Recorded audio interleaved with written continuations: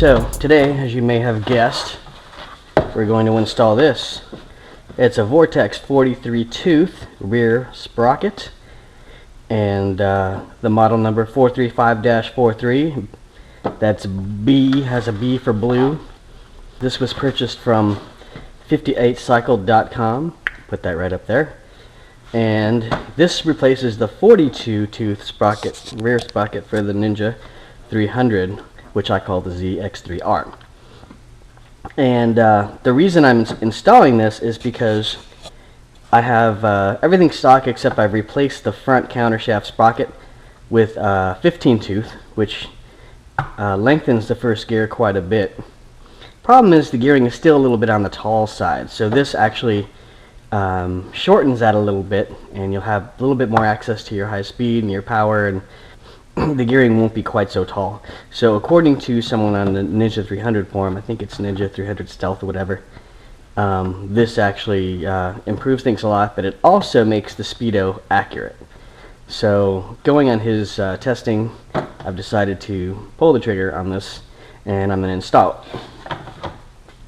Always, it's handy to have your your tablet, iPad, whatever, your tablet device with your service manual. This is the Ninja 300 service manual. And rear sprocket installation. I've never done it, but it should be pretty basic.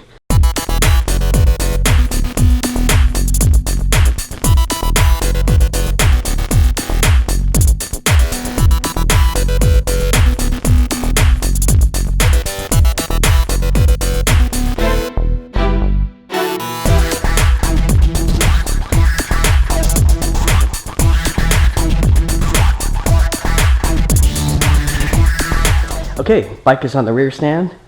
This is Ninja 300 ZX3R, as I call it. Some of you wanted to see how my lock-to-lock was on with the Woodcraft clip-ons. This is what it's like. Left side, totally clear. Right side, almost makes it, but I get interaction here and here. But I never have to turn so far to the left that I really hit that, unless I'm moving the bike around in the garage, and even then it barely affects me. First things first, we have to remove the rear wheel. Loosen up your lock nuts, your adjuster nuts. They're going to be 12mm and 14mm. This is the lock nut and that's the adjuster. Okay, so loosen those. This right here, this mega bolt, mega nut is 24mm. Loosen that. Use a breaker bar, don't use a torque wrench to loosen stuff like this.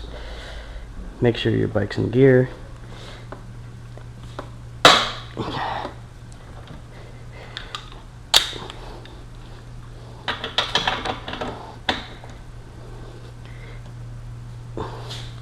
Okay, get it loose.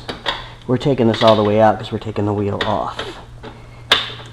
Okay, once it's loose, you can use your torque wrench so you have some ratcheting action.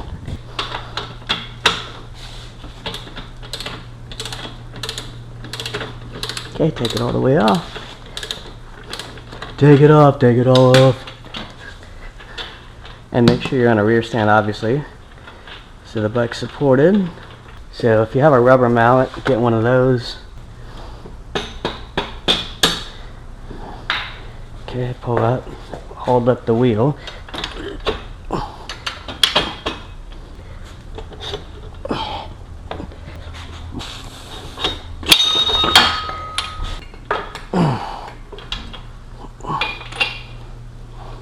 Oh, the brake lines.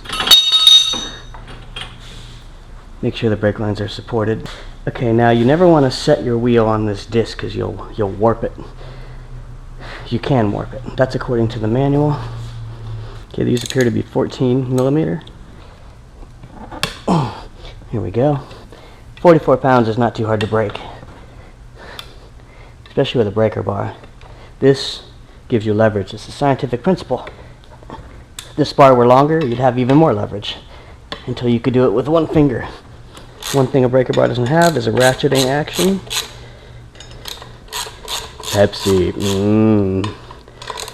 old school. Now when I tighten these, I'm going to go in a cross pattern just to make sure the forces are equal, even though they're all going to be torqued to the same spec. Okay, there's the sprocket. See how the numbers are on the outside? We're going to do the same for the new sprocket. 43 tooth. Sorry to touch you with greasy hands, Mr. 43 tooth. No, I'm so clean and pristine. It's like Legos. Look at that. Drink in the deliciousness. We're going to go to 44 foot-pounds torque. Make sure you're on the foot-pound side. So for this, we're going to need to hold it nice and securely. Righty-tighty. Wait for the click. There's one. Let's do the opposite. There's 2, 3, 4. Now I'm counting. I have no idea why. This is the new Vortex 43 tooth rear sprocket. Putting that on. Now, one thing to note on this is the stock chain is too short. So if you go +1 on the front, +1 on the back, that 106 link stock chain is going to be too short. So you're going to have to replace that. Keep that in mind before you order this, because you might want to order a new chain as well. The chain is 520 pitch, and you want to get 120 links so you can reduce it down. The other thing is you want to make sure that you're in about the middle of your adjustment range, so you have adjustability, and you don't want your wheelbase too short. You don't want your wheel all the way up. You want to have a nice wheelbase as intended by manufacturing, so you want to aim to be right in the middle of your adjustment. So here's what the chain looks like. It's got a nice gold finish to it. D.I.D is a good brand. I also recommend EK as well. So for cutting down the chain or riveting it or whatever, you're going to need a chain kit of some type. So this is nice because you can use like a socket to tighten it, and you know, to like push pins through and break chains and such. I've never used one of these, so I'm going to learn how to do that, and I'll show you what I know when I learn it. Finally, chain alignment tool. These are cheap. I got this from Motorcycle Superstore. Have it go like this, right? And then what you do is you align this little pipe here with your chain, and that's how you know it's straight, because your adjusters are sometimes not exactly right. So this just goes on your sprocket, and then as you're moving the wheel around, make sure this aligns with your chain, and you're good to go. Make sure you take that off before riding. Okay, so what I'm doing is I'm using a chain breaker. So basically these pins push on these pins right here, and it pushes it all the way out. Pretty simple. So I've already started doing this one, and this is the master link for a 520 pitch chain. And you can see the pin coming out the other side. So there it goes right there. Do you see that? So there's that. Now I gotta do one more. So I just gotta loosen. So this secures on the back of the chain, and then this pushes through. And I didn't need to Dremel or grind anything off, which is a good thing. These gloves are woefully big. Okay, so we're going to do the other link. Oh, look at that. It's already broken. So the chain's off. My first time doing that, by the way. So now what we can do is we could connect the new chain on here in order to feed it through the countershaft sprocket, which is probably the easy way to do things. These are the parts you get with the chain. These are the little O-rings. This goes on the back of the chain. This is the cover plate, and this is the little pressure plate thingy, and this is lube for the O-rings here. So you can see how we do this start to finish. This is a 3/8 inch pin for 520 chains. Okay, so that's a broken chain. Master link is off. And now we want to thread the new chain to the old so we can feed it through the countershaft sprocket, which is the front sprocket. This is where gloves are a pain because you can't feel what you're doing. Okay. Press that on there. Okay, to rivet the chain on, I just use this backing plate, which the little pins fit in there on each side, and then this presses down. So as you go like that, it pushes that plate right on there. Okay, now we should be able to feed the new chain onto the countershaft sprocket. So here we go. Let's hope my little rig holds up here, because I didn't tighten it too much, I just put it on there.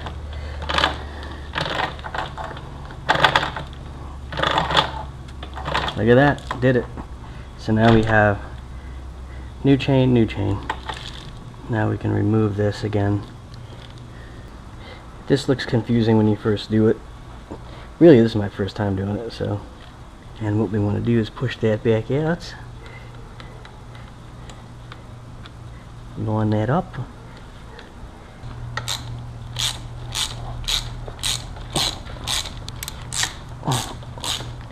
It's a decent arm workout.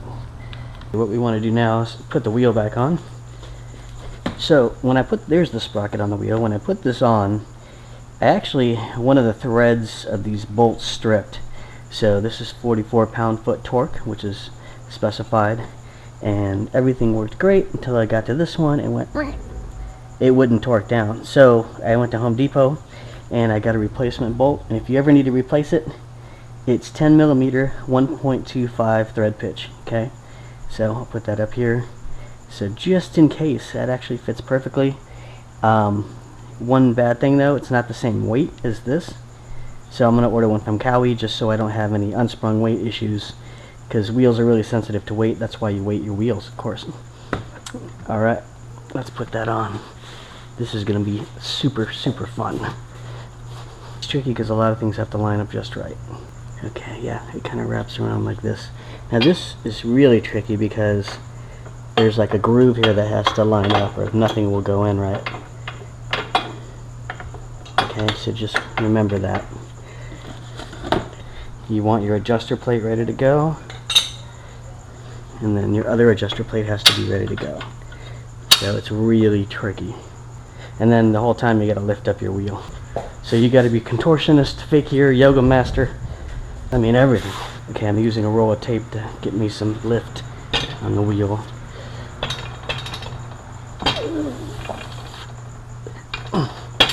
Okay, this way I don't have to lift up so much.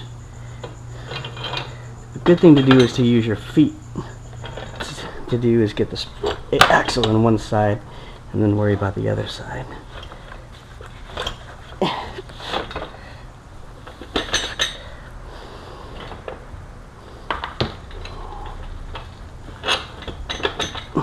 This way the axle sort of helps you lift.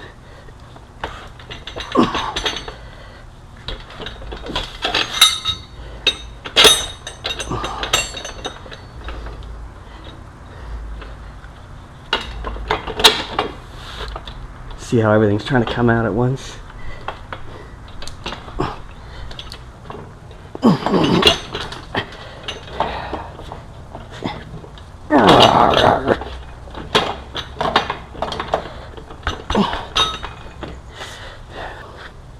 Oh, you saw, look at this.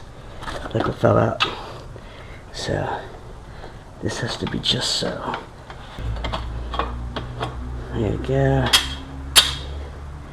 Now you want to hold that.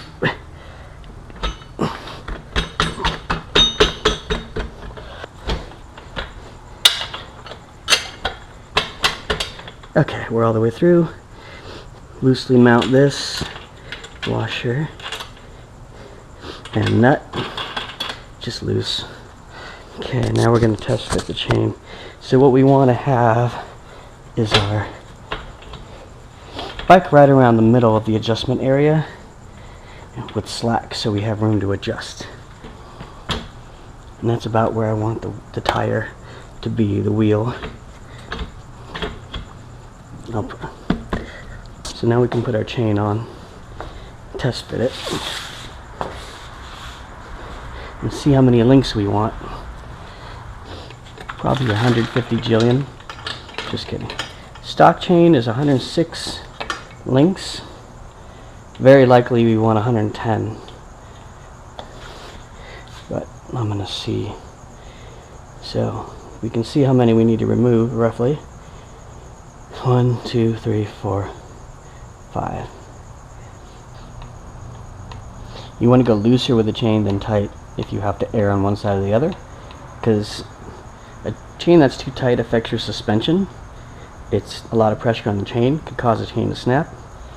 more wear and tear. So if you're going to err on one side or the other, go a little looser than too tight. It also affects your suspension and your chassis in a negative way if your chain is too tight. Better a little bit too loose. That's a little too loose, but we'll adjust it. But as far as links go, I think that's good.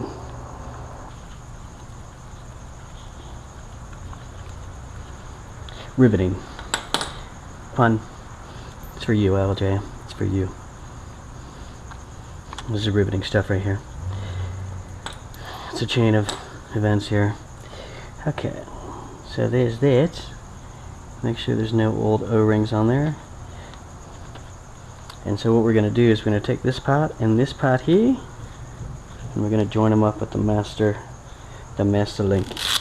Whatever you do, don't mistake this for Chinese hot mustard. It's not.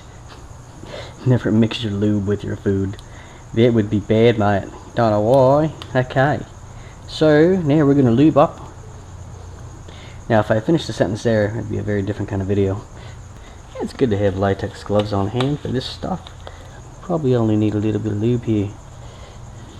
Okay, so we got our new chain on, and what we want to do is fit this back plate through these holes. Now, one thing to keep in mind, if you use this to get your new chain attached to your old chain, and you go to remove it, and you see that this notched end isn't like this, then it's not going to work. So it's very easy to confuse yourself, but this end has a very small lip on it which needs to butt up against this plate. This is the end that I'll actually fit through these holes. So make sure you get that right. It should look just like this.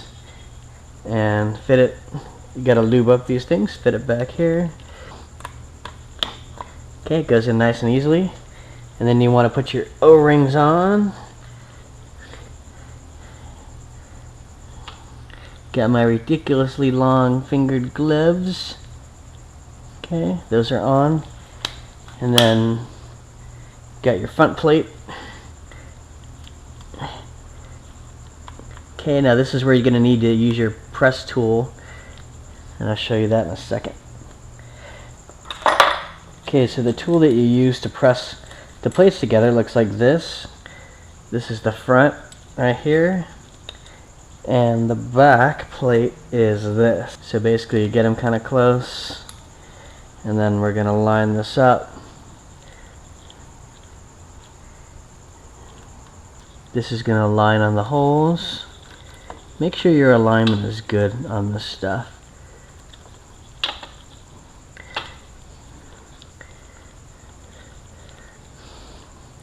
Because you don't want to mess it up. I think that's good.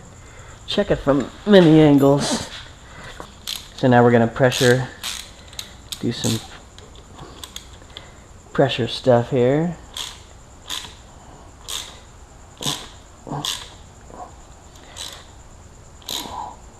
Now you want to make sure the chain doesn't bind,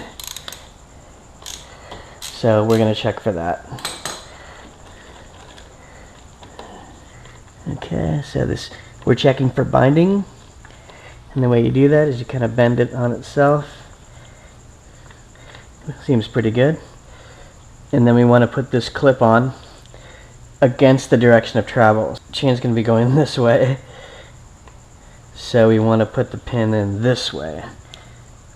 It's a closed end direction of travel. And we'll use a pair of pliers for this or something. Okay, so with this clip, the power is going this way, the chain's going this way, wheels turning this way, closed end is that way, toward the rear of the bike. Okay, so we have plenty of adjustment slack. And now we're going to adjust the wheel to get this to be better. What I did is I used the Motion Pro chain alignment tool, actually tire alignment tool. So what you do is this actually goes in the sprocket, so it's perpendicular to the sprocket, which is straight metal. And then what you do is you visually line this piece of piping, this tube here, with the chain to know that your wheel's on straight. And then you can adjust these. What I like to do is I have a 14 millimeter for this and a 12 millimeter for this, And once you get it where you want it, use some pressure here and then ratchet it tight. Same with the other side. And then you can rotate it forward to see that it's nicely lined up. So if you're visual like I am, that's going to be way easier. And also, let's see where the stock, how that refers to the stock alignment. You see how that's a little bit behind center? And this is slightly behind center. So stock, the alignment marks are actually fairly accurate. But that's way less accurate than just doing this. And this is physically straight. So that's good. So what I'm going to do is I'm going to torque down this main axle bolt here to 72 foot-pounds. So I got everything installed. I got the slack. Slack is good. And I'm going to take it for a little test drive. One thing I want to mention is I was on the Ninja 300 forum. I got some bad advice. One thing to keep in mind is when you're on the internet, got to keep an eye out for bad advice. How do you know what bad advice is from good advice? You got to use your critical thinking skills. This is where your understanding of logic comes in handy. Somebody was basically saying I had to remove the counter shaft sprocket, the front sprocket, to put a chain on. That's absolutely false. You should never need to do that. If you can't get your chain on with the wheel all the way pushed forward, your chain's too short. Stock chain is 106. This is 108 lengths, 108. 108 links will let you do a +1, 15, +1 in the back, 43. Okay, so let's test ride it, see how she goes.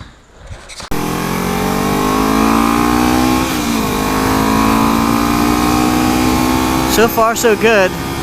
Now, with the +15 and the stock rear, the Ninja 300 improved because the first gear was usable. With the stock gearing, the stock sprocketing, you would go about 20 feet and you'd have to shift.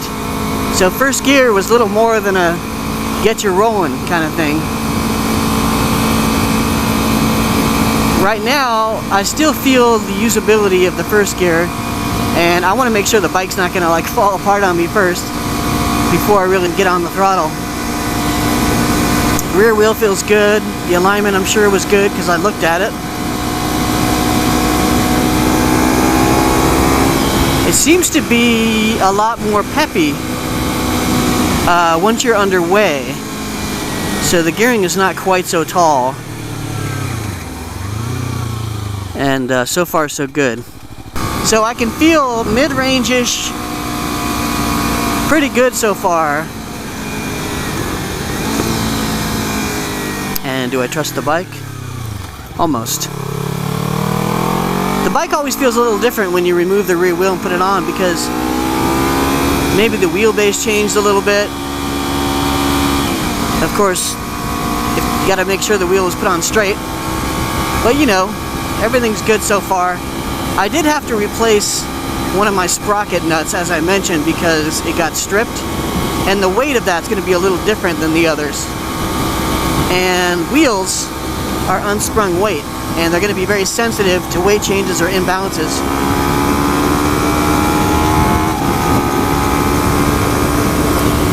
Chain feels good so far. Doesn't seem to be jumping around.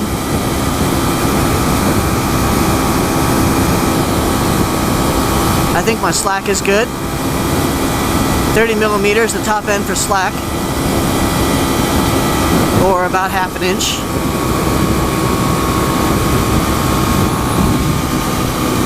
I just got to get to the point where I trust the bike so I can really get on it.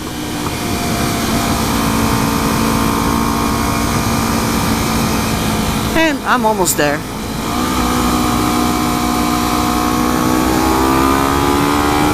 Yeah, it definitely feels better with the 43. Now I'm going to use high beams at night because there's no one around. This is when you use your high beams. Using high beams at night, otherwise it's a bad idea at night. If there's people around. If you know people around, go fucking nuts. You could have fucking Close Encounters of the Third Kind lighting if you want. Okay, here we go.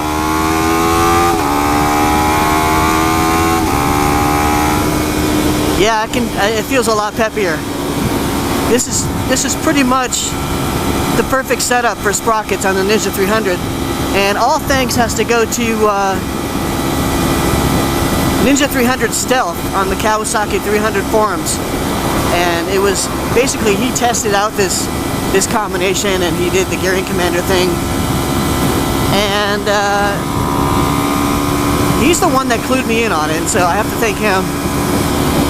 And it is good. Also, apparently it makes the speedo spot on based on GPS testing, so if I see 63, I'm really going 63, and that's a good thing.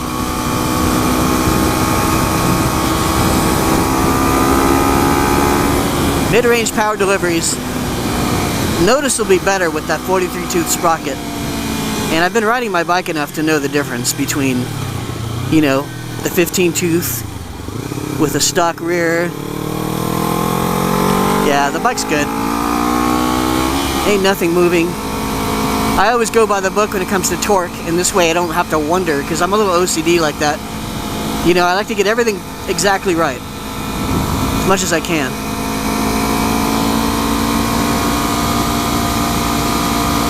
God, I'm hitting a lot of yellow lights. Oh my god, yeah, very nice in the mid-range, very nice. Definitely less laggy on the pickup.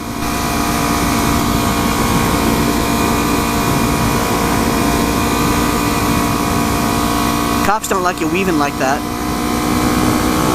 Okay, so I'm gonna go down to what is normally kind of a low rev for the Ninja, and I'm gonna get on the gas and see what happens. Okay, third gear, 6,000 RPM.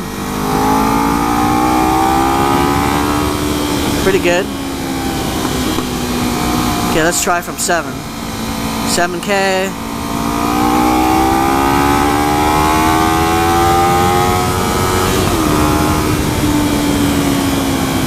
Good.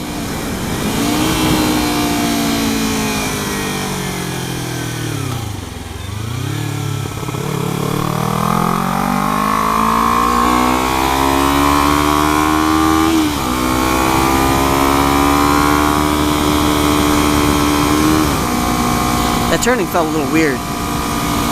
I gotta see how it turns and how it corners with the new sprocket, new chain, and my wheel installation. So far it seems okay though. I think I would notice if it was really fucked up. Now the good thing is that replacement bolt, that nut that I'm gonna order, I could just put it on without having to remove anything. I could just remove the old nut from Home Depot, put the Kawasaki nut on with the proper weight, good to go. Alright YouTube, hope you enjoyed that. That was the installation of a Vortex rear 43 tooth sprocket and a D.I.D chain 520 pitch for the Ninja 300 aka ZX3R. Get your stickers from spacepodwithazero.com. I will talk to you later.